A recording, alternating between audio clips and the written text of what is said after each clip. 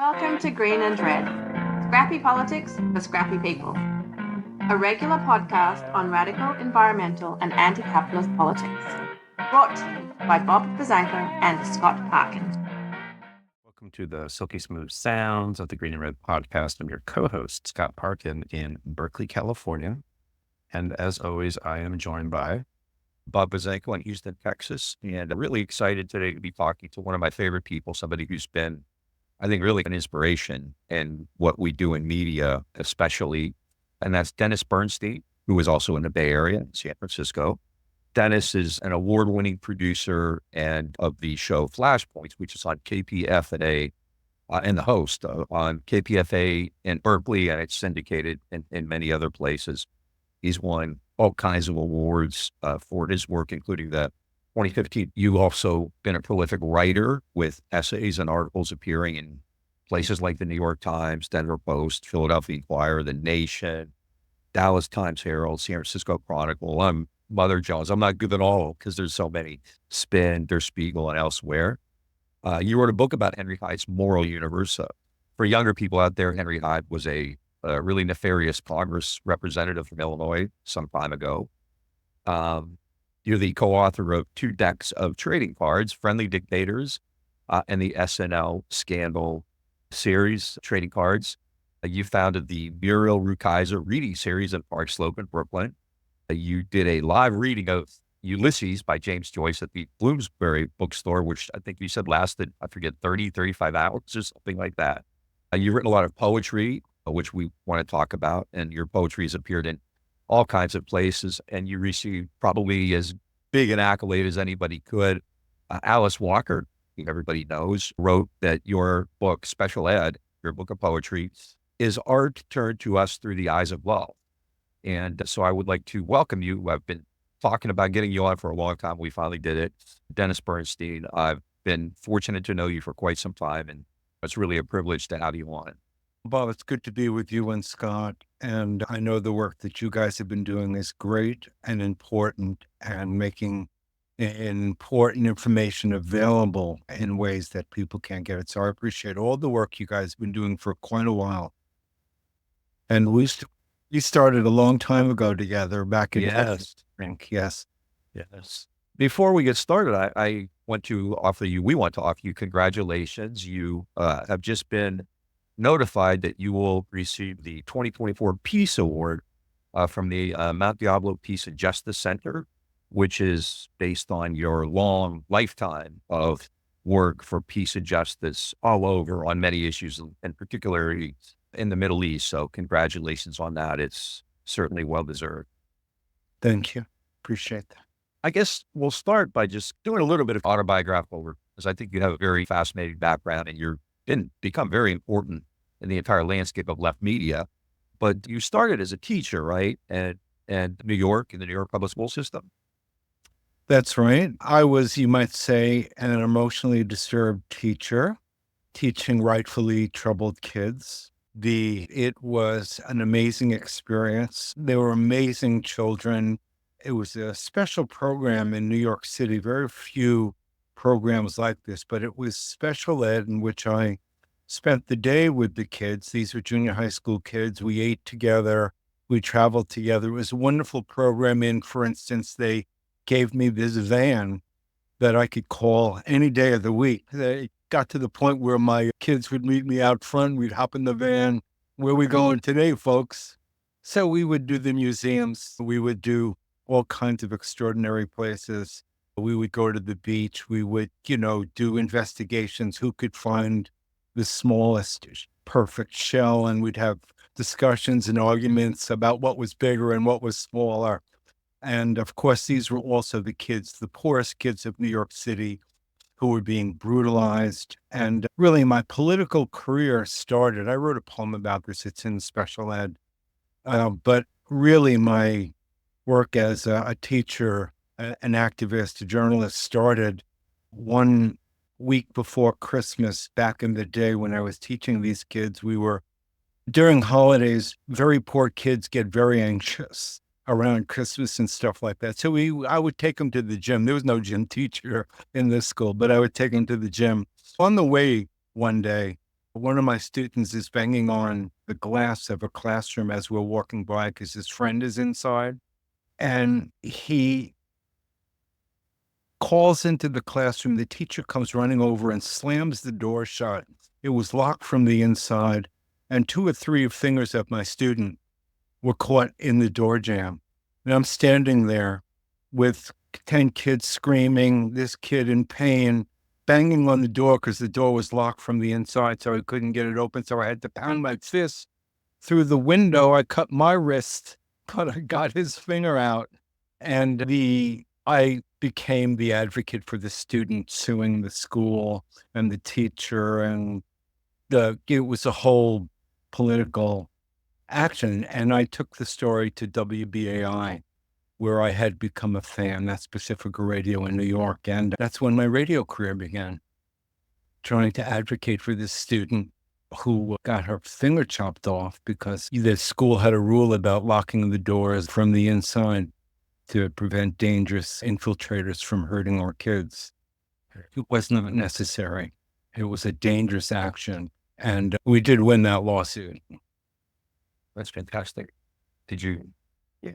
I'm curious, when you started in the media, I'm assuming it started at WBAI. Yes. As far as like media and journalists go, who was your inspiration?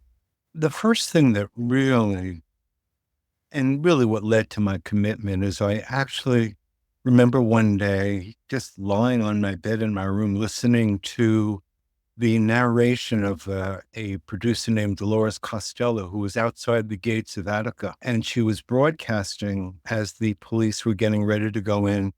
And then when the police went into Attica, and you could hear the shooting and the screaming, and this producer broke down as she was announcing this attack and the shooting and the fear of people being killed. And it was that kind of sound and that kind of radio I found gripping, that changed my life really, and made me want to do that, be on the front line, bring the microphones to where the suffering is happening, work from the trenches.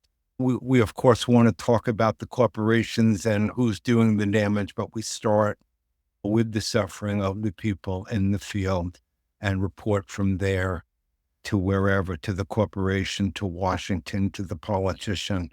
But giving voice to the voiceless was an amazing opportunity for me to do something that changed my life.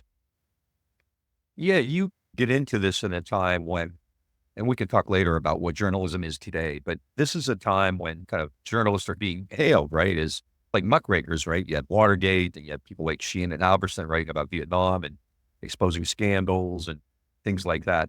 Is that kind of what you saw yourself doing, broaching these topics that other people weren't going to really talk about, so we had to get it out somehow? I may be the only person who actually followed Watergate twice. They used to play it during the day, and then they'd rebroadcast it at night, and I'd be walking around with headphones, sneaking whenever I could listen. But I couldn't get enough of that interaction and the beginning, asking good questions and beginning to hold people accountable. There used to be people in Congress who could talk and who were articulate. You didn't have to agree with them, but you got an education when folks spoke. And so watching these hearings and learning how to ask questions, really, that's when I understood the nature of questioning. I began to see good people who were really doing investigations and what that looked like. So by the time Iran-Contra came around, I went from a watcher to an investigative reporter and ended up breaking key aspects of the Iran-Contra scandal. So it was studying Watergate, and then it was Contragate to investigate. And can you tell us a little bit about that? Tell us some of what you were seeing and what you were catching, and the questions that you were pushing towards people who are involved with Iran-Contra or related to it. Let's start with the Reagan administration and the Contras. The Ronald Reagan, you will remember, went on the air to say that the Contras were coming over the southern border and there were freedom fighters, patriots fighting back and we're supporting ththose patriots. And what we were supporting is drug traffickers who we were funding to do the dirty work of trying to undermine the Nicaraguan revolution. You both will probably remember the Boland amendments, which were amendments to cut off aid to the Contras because there were revelations about them being terrorists.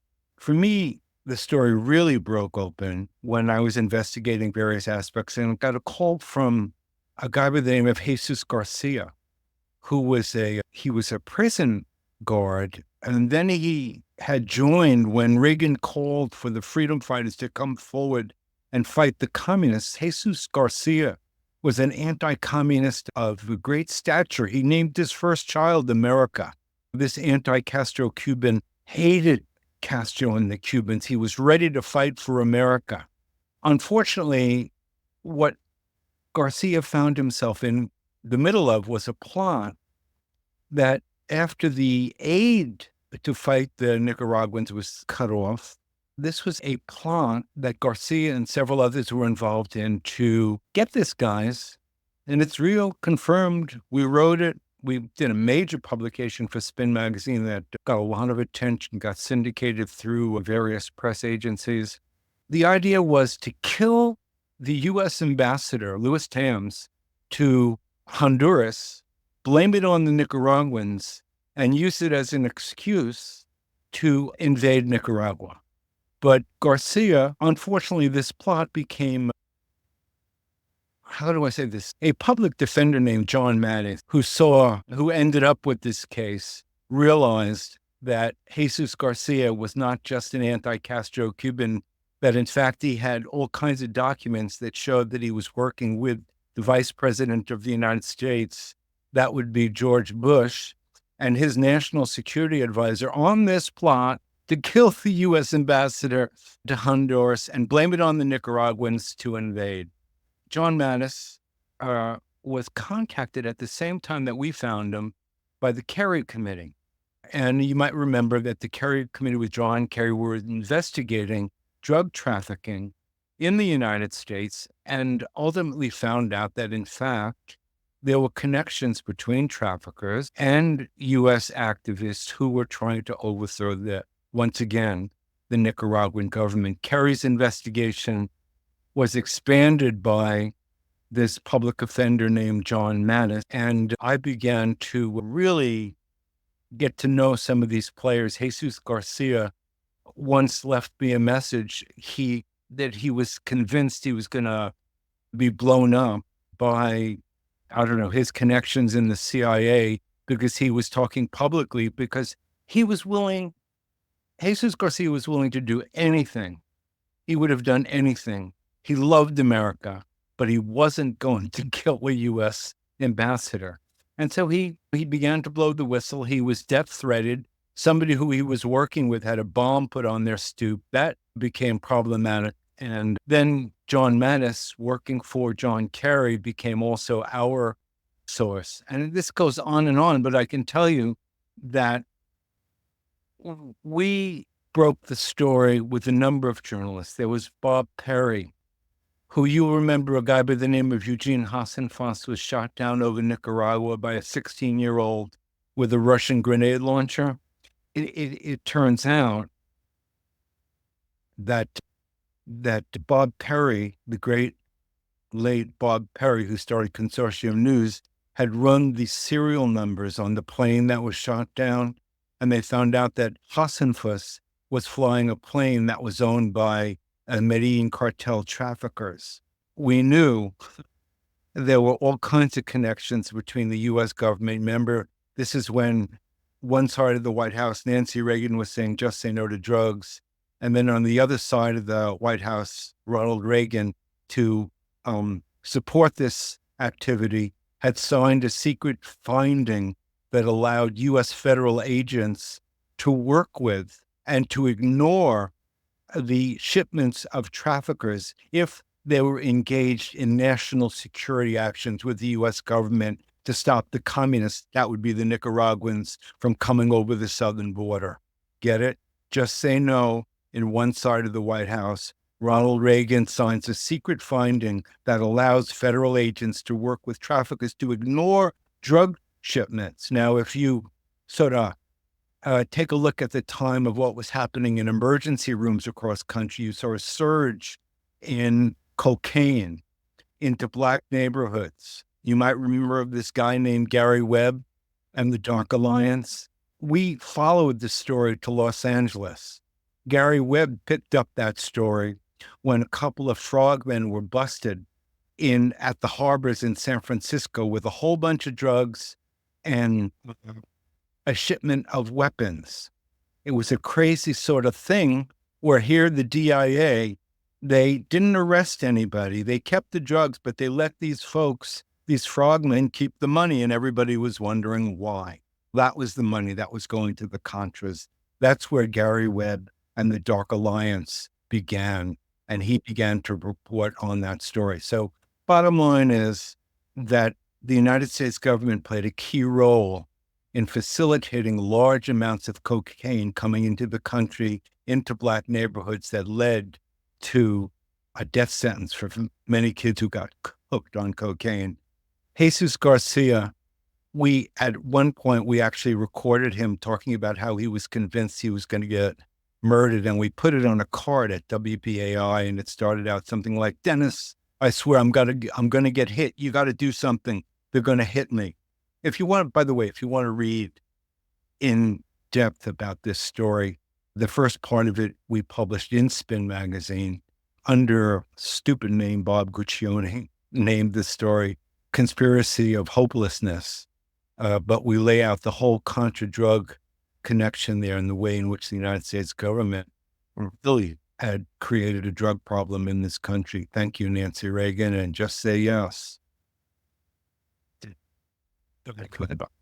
No, I was going to ask. So you've done this great investigative work and you published it in Spin. Now, I remember at the time that was really important in my own political evolution. The mainstream media did a decent job, right? But you have to go to Spin Magazine to get this story out there. And I remember the Gary Webb story very well because much of the mainstream media was denying it. At that point, did you recognize that there was going to be this like growing distance between this kind of establishment media and the kind of things you were doing? Were there people who were making it hard on you? Were you getting pushback? Were you getting threats of your own for exposing these kinds of things? It's interesting. At one point, Gary Webb, who was writing the Dark Alliance for the San Jose Mercury News, was getting a lot of pushback. And the sort of your typicals at the New York Times were very critical of his reporting. The document that proved, the one that Reagan signed, allowing these agents to work with traffickers, that surfaced after Gary Webb became very depressed. Some people say he was targeted and killed. I think he took his own life.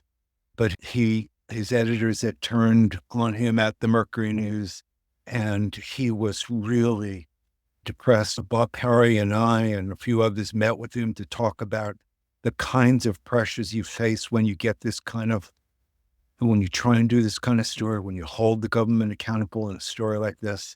So it was a bit of a tragic end there. It's hard to really understand what happened, but it's troubling that we have a corporate press that is frightened of taking on the hard stories and speaking truth to power. What is the job of a journalist? In my opinion, we monitor the centers of power and report back to the people, whether that be the corporation doing it to the river or governments creating wars to sell weapons. When we start where the suffering starts, and then we take it back to what's the cause of the suffering, we monitor the centers of power.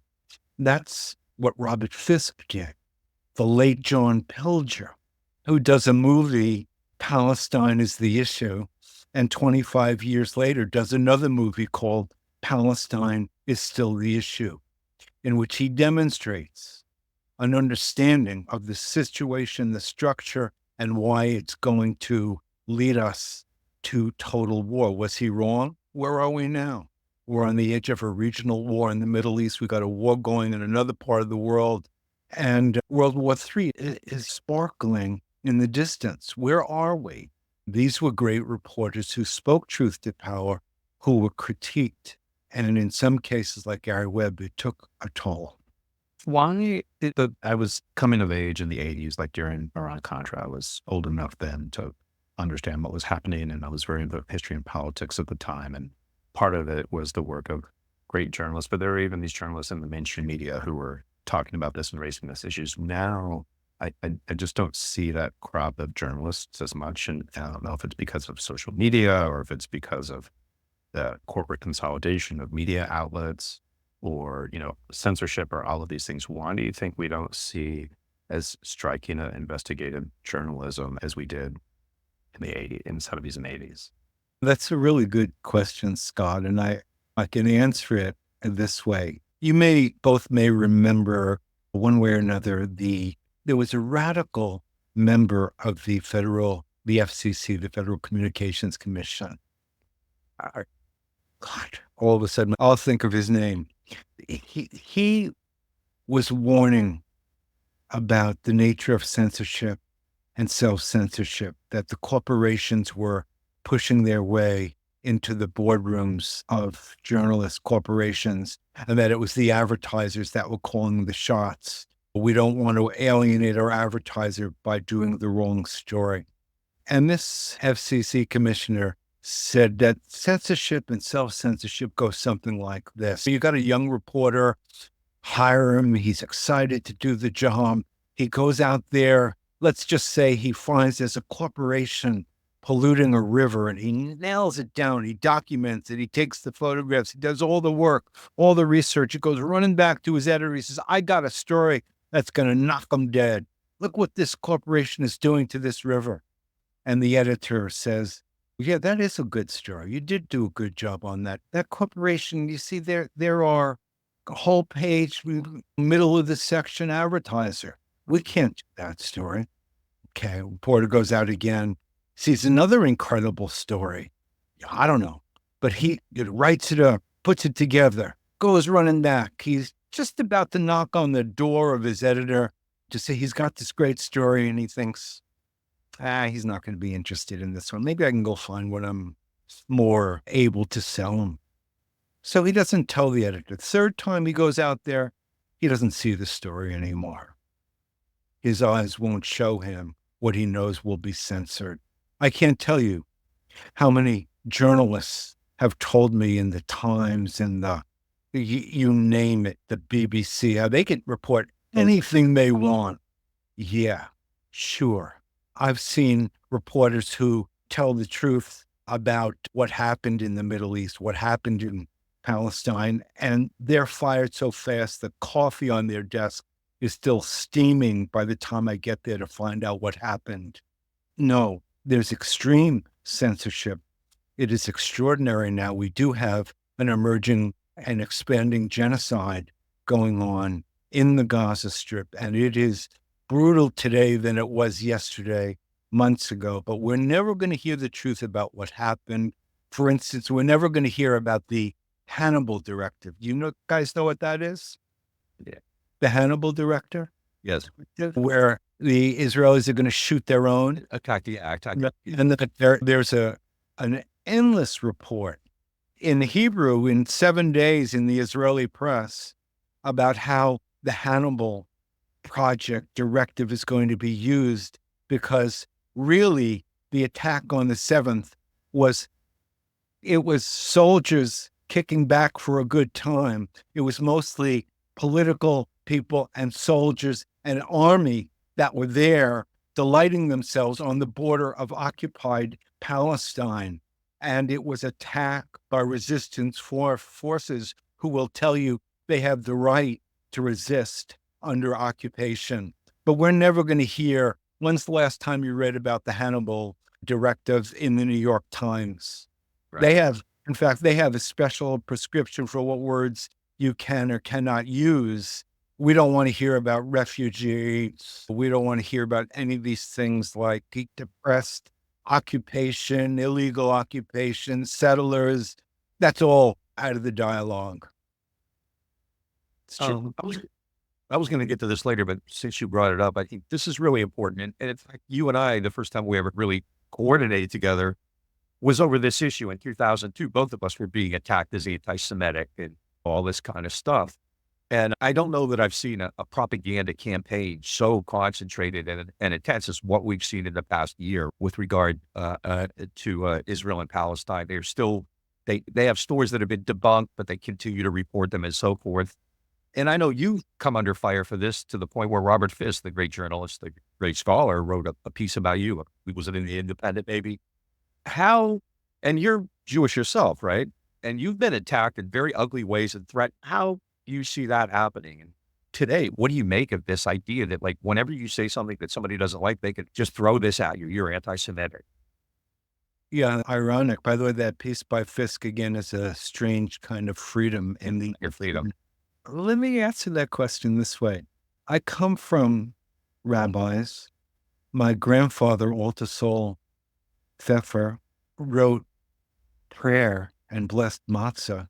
I mean by that his name was on the matzah boxes, parva for kosher, blessed by Rabbi Alta Sol Pfeffer. That's my grandfather. I had honorary aunts with numbers on their hands from the camps. My uncle, Dr. Leo Pfeffer, was a founder of the Emergency Civil Liberties Union to defend the blacklisted writers. He argued the key cases of separation of church and state through the 50s, 60s, and 70s. His name was Dr. Leo Pfeffer. Again, he was a founder of the Emergency Civil Liberties Union. And he used to, I got to know the nature of and the meaning of separation of church and state when he would be arguing on television with William F. Buckley, who loved to argue with my uncle because he was the foremost. He wrote books about dishonorable court. My uncle wrote beautiful books about the way in which the system is supposed to work.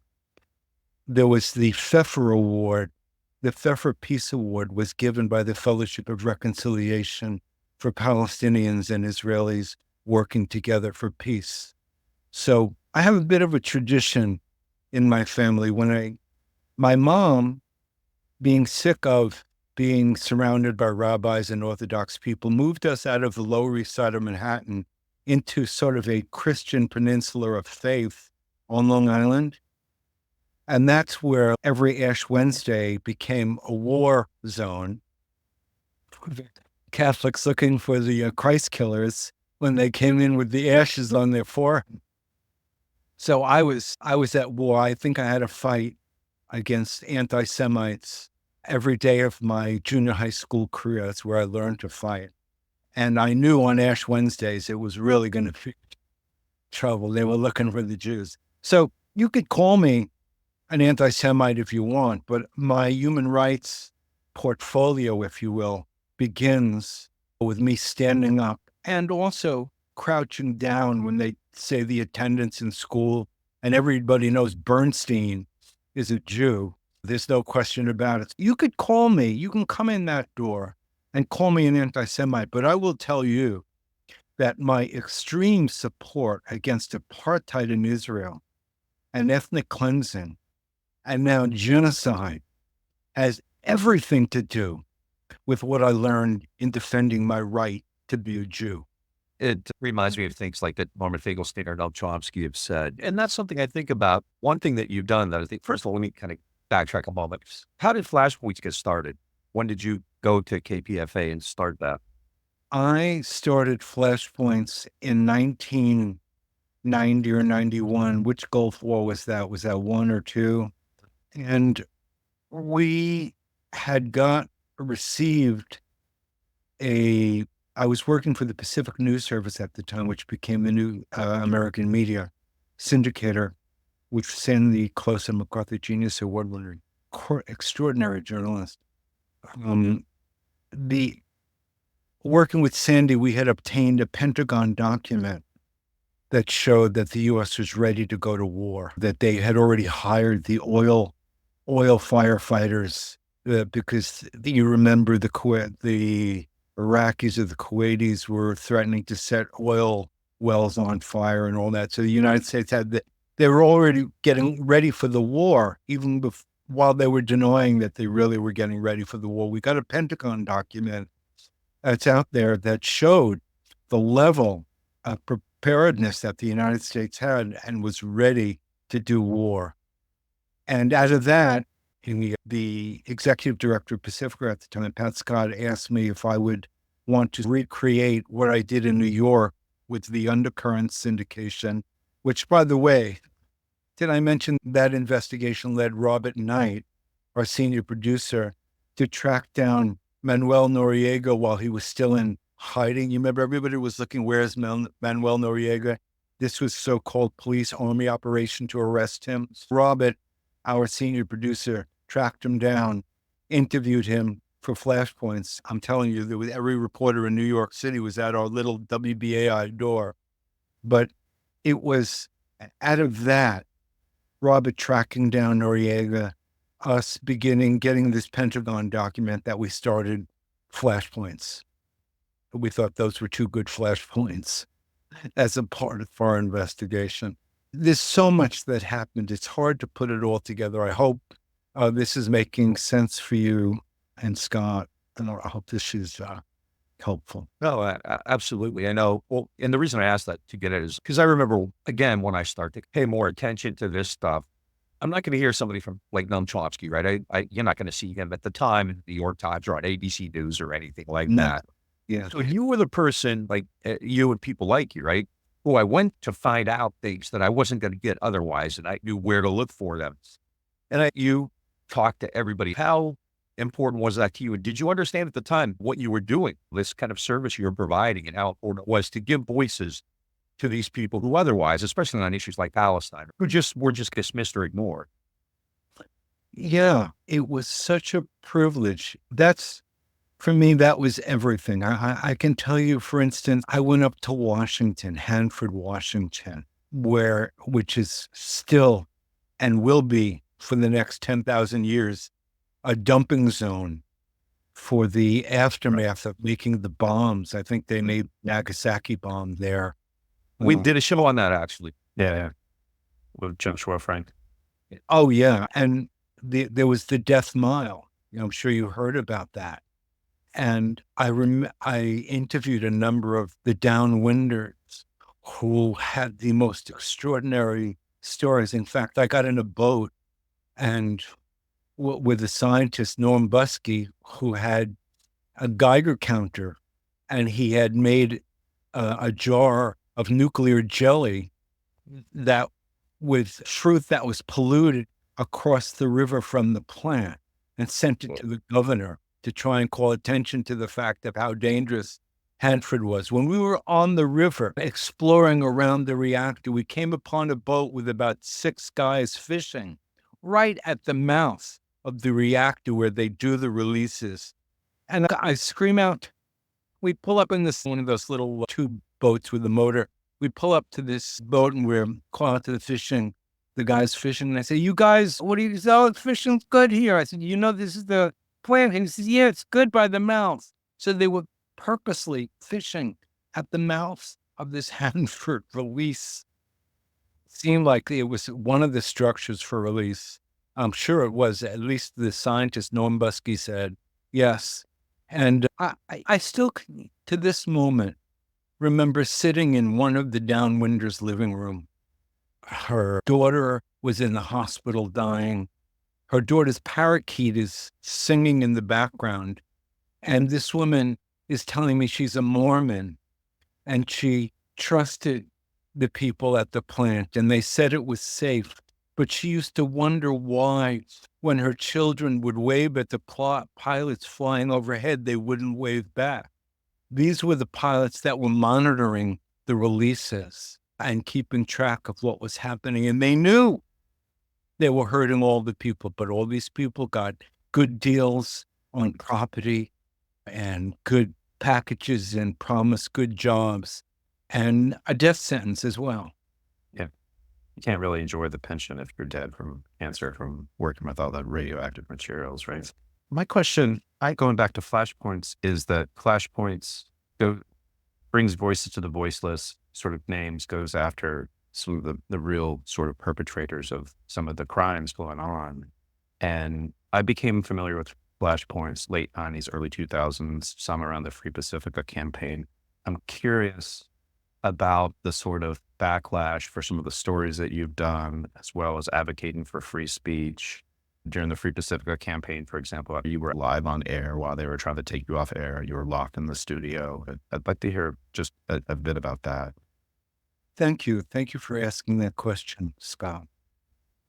I'm not the kind of guy, I'm not an activist. I don't put my hands in handcuffs on purpose. I don't go do civil disobedience. I'm a reporter. I'm a journalist. I stay free so I can tell the story. So people want to get arrested, do civil disobedience. That's not what I do.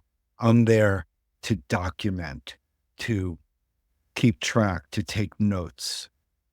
In this case, my documenting meant that I obtained a document that detailed a plan of the new board at KPFA and Pacifica the idea to sell the stations and turn Pacifica into a different kind of foundation. And these stations, because they were founded many years ago, are very valuable. They have wide width band. KPFA has the strongest sound in Northern California for a community radio station.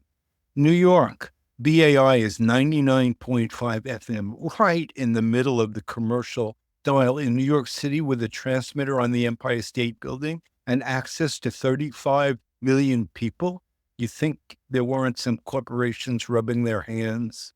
So this board thought they had a great idea. They were going to just get all this money, have a huge foundation and sponsor programs. We didn't think it was a good idea. I obtained this document from a press conference that they actually had planes up in the air to measure the power of our signal, to make sure it was as powerful as people were saying. That was Clear Channel checking us out. So I got this information and I went on the air at 5 o'clock and it said, we've got a major story here. The new board wants to sell your radio station. And in anticipation of this, the new board had brought in a manager. They had a couple of weeks before this. And as soon as the manager heard me break it on my show, they came to get me, to fire me, to throw me out of the building. They had already hired a bunch of armed guards. Several of them had backgrounds with the FBI or CIA. They had already seized, in essence, seized the station, this community radio station. So here I am, and I'm figuring I better go to I get out of there.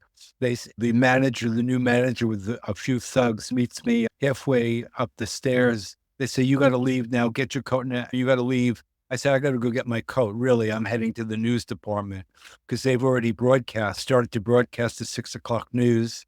So I realized they're live. So I go up the stairs and head into the news department. In the first room, the news person is broadcasting from a booth behind. So the engineer is there. The broadcaster sees me being tracked in by these guards. I'm screaming at them. They need to keep their rifles in their pockets, their guns in their pockets. Don't they know that this is a free speech, pacifist radio station? What are you doing? Are you going to shoot me with those weapons? So we're live on the air, and the person interrupts the news and starts broadcasting. Dennis Bernstein is here being tracked, being arrested by, so you hear this in the background. Ultimately, we were shut down there, but tens of thousands of people heard the broadcast and headed for the station. By the time they were trying to arrest us, there were at least 10 or 15 people lying under the police wagon. There were 100 people lying down in the studio all over the place. And my voice had by then gone all over the world. How often do you get a broadcast dragged off live particularly at a progressive radio station in Berkeley, California? It was the only thing I could do. I knew that selling the station, this was a magnificent invention founded by people in 1949 who were willing to go to jail to resist war. this network, this station was founded by people who understand the nature of free speech. This is where the free speech movement was born, at the University of California. And this radio station was a part of that and had that kind of history. So yeah, and that really changed my life. I remember before I was arrested, these guards, they would sit downstairs right in front of the on-air studio, 3 or 4 of them. One of them had one of those rifle. You could see that there was a gun ruffled in his jacket. And I used to sit down right in the middle of them and open my mail. Oh, this from the CIA. This guy. We were doing Pacifica work in Houston. I remember when that happened to you, that was like really inspirational to us. It really gave us a boost, the energy to know that there were other people out there. And what you did really was vital, I think, in that entire campaign. So Yeah. we really do owe you a debt of gratitude for that as well. Thank you. By the way, I write about it in the Project Censored yearbook. It's the lead story, whatever year that happened. Mhm. 19. Yeah. Did you have something, Scott? Or I think we're getting close to the end. We'll have to have it again because there's so much here. Just you've been doing this now for 40 years almost, and so you've seen a lot. Is there any person or any interview or anything like that really stands out to you? Something you're particularly, if you look back on it and say, "Wow, I did that," or something like that. Yeah, it always had a wonderful relationship with Daniel Ellsberg, who was an amazing human being. I remember once I interviewed his assistants who made the copies of the Pentagon Papers, and they told the story about how they were at one of these Kinkos, or one of these copy centers out there copying the Pentagon Papers, but nobody knew what they were doing. And they were just talking about what it felt like to be there, and a couple of cops walk by, and you're dealing with history here. So that was wonderful. But you mentioned Alice Walker, some of the great writers of our time, June Jordan, the great June Jordan, who, in celebrating her life, once asked me if I would go record the song poem that Sweet Honey in the Rock had recorded for June Jordan. Sweet Honey in the Rock, I don't know if you know, they were a great Ernest Reagan Johnson, African-American anthropologist singing group, extraordinary. And I had to go record this. And I was told to go. Bernice Reagan Johnson was here. You need to go in there. You need to be quiet. You bring your recorder, record the song, and leave. But I would do anything that June Jordan asked me to do. Of course, there is Robert Fisk, who is an extraordinary journalist, wonderful human being. By the way, the way he wrote that piece about me and the harassment, I was introducing him in Berkeley for an event, and I just decided to quote some of the emails I was getting from my fans, like things like Hitler killed the wrong Jews, and maybe if you're lucky, one of your Palestinian friends will slit your throat, Daniel Pearl style. Or some rabbi wrote to me from Jerusalem, some young rabbi, saying, I'd come over there and kill you, but I know you're old, so you're going to die soon. This is what people wrote to me. And I'm reading a few of them. The next morning, you see, this is what a journalist does. The next morning at 9 o'clock in the morning, Robert Fisk is in my office wanting to see the emails. You didn't make that up. Let's see those emails. How many you need?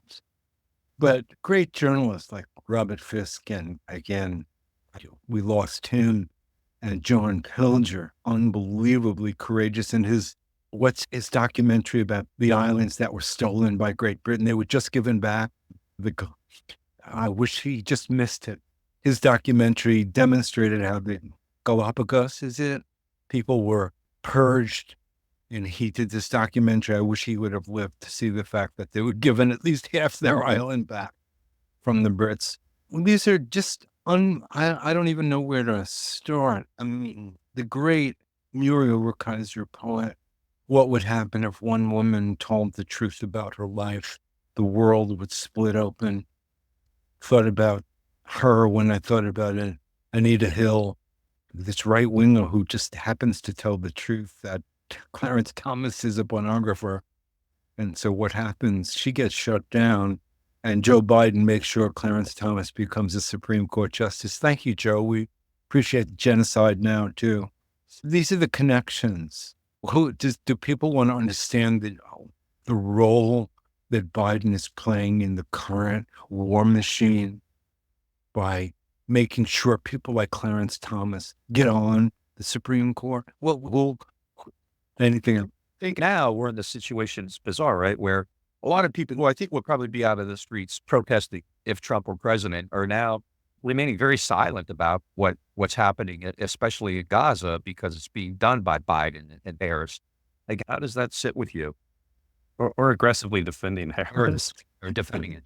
And what, Scott? Or defending it, or aggressively defending it even. Yeah, aggressively defending Harris first thing with the policy.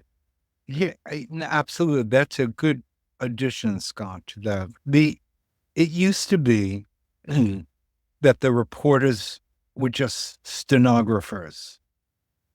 But now, when it's Israel and the administration, they not only support the war, they make up stories. They fill in the pieces that are missing. They're active participants in this genocide.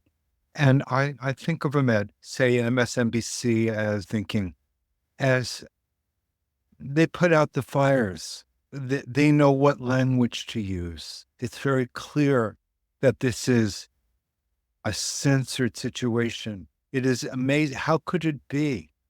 How could it be? The official number is 43,000 dead, 2/3 women and children, 100,000 wounded. Lancet Journal says it's actually the real figure is over 200,000. That's a respected medical journal. It's a butchering slaughter.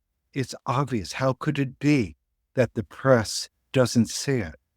Now, MSNBC is interesting. They've got one reporter, Eamon Mukherjee. They got him on, I think he's on weekends 6 to 8. So he's not in a prominent spot. He's the one reporter on MSNBC that actually, he's reported from the region. He knows the story. There's no question about it.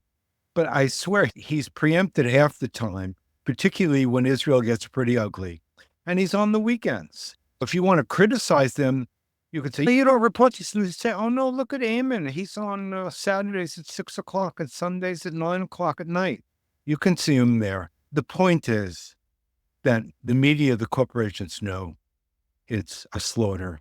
It's obvious anybody paying any kind of attention that they're sustaining, that the U.S. corporate media is sustaining this genocide. They're playing a key role in it continuing. Yeah. I have one last question, which is even just based on what you just said, is the world's pretty terrible and brutal. And my question is related to your poetry and how to sustain ourselves in doing this work. I'm an organizer as well as a podcaster, I guess you could say.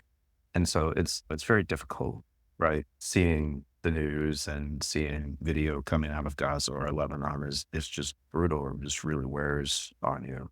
And I'm wondering if poetry is now there for you to be able to continue to sustain yourself, or there's other things that you do to sustain yourself. Because you're doing this you're reporting on this stuff. You probably work it every day. You're on the air 5 days a week talking about it. Poetry keeps me alive. And it is, though, hard to write in the face of so much suffering. I really am having a very hard time not letting my rage, you can't write from a place of rage. And I do feel that in terms of the obvious slaughter. But one of the wonderful things I've had an opportunity to do is to work with Anita Barrows. Anita Barrows is the mom of Nora Barrows Friedman, who's the host founder of the Electronic Intifada. Anita started on Flashpoints. I trained her. She's a senior producer on Flashpoints before she went to help found and expand the Electronic Intifada. Her mom is a psychotherapist there, a great translator of Rilke, and a wonderful poet who has been writing the most extraordinary poems She has written a poem for every single day of the genocide. And I think we're going to have her on again today. And her poems are powerful, but I love poetry because where news goes in the head, poetry skips the brain and goes right to the heart and then works its way into the rest of the body. So poetry is important to keep your life, to be able to continue to do the work we do. So in this case, it's not my own poetry that's keeping me going. But in this case, Anita Barrows, and I want to find a way to record all of these in one place and make a soundscape and a written book on this, because it deserves to be out. And these poems are absolutely unrelenting, beautiful, and tragic. So thank you for that question. In the same way, your poetry, I think, has that impact on others. I know I look forward to it. You often put stuff up on social media, which is very powerful. Yeah, these are bleak times. And so you have this humanity that unfortunately is pretty short supply right now. So it's important. I do. For me, I started in this world. My first real job at Pacifica was the poetry editor at WBAI in New York. And poetry, I come through the eye of poetry. My mom was a poet. All her sisters, she had 6 of them, were extraordinary writers. My sort of introduction into the world of journalism, maybe this is a good way to go out, was my mom, who was a worker and took on the man's world, and she used to leave poems on the water cooler when she wanted to leave him a message. But she once wrote a poem called My Dennis, which was making the case that I was much more dangerous and mischievous than Hank Ketchum's Dennis the Menace.